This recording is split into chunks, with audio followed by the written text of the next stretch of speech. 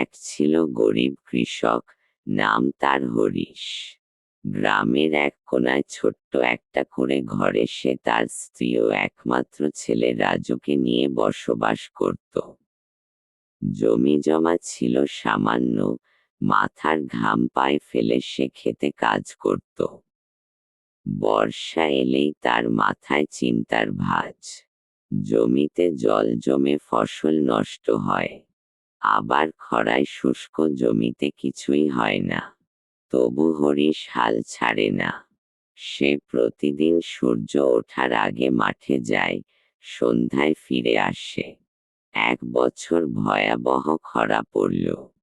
ফসল পড়ে গেল, ঘরে ভাত জোটা কঠিন হলো। হরিশের স্ত্রী অসুস্থ হয়ে পড়ল। টাকার অভাবে ওষুধ কিনতেও পারল না। রাজু স্কুল ছাড়তে বাধ্য হলো। গ্রামের ধনী জমিদার তার খাজনা চাইল। হরিশ বলল, সাহেব, আর 1 মাস সময় দেন। কাজ খুঁজে কিছু আয় করলেই শোধ করে দেব। জমিদার হাসল কটাক্ষ করে, তোর মতো গরিবদের বিশ্বাস করা যায় না। হরিশ মুখ নিচু করে চলে এল। কিন্তু সে হাল ছাড়ল না। সে শহরে গিয়ে রিক্সা চালানো শুরু করল।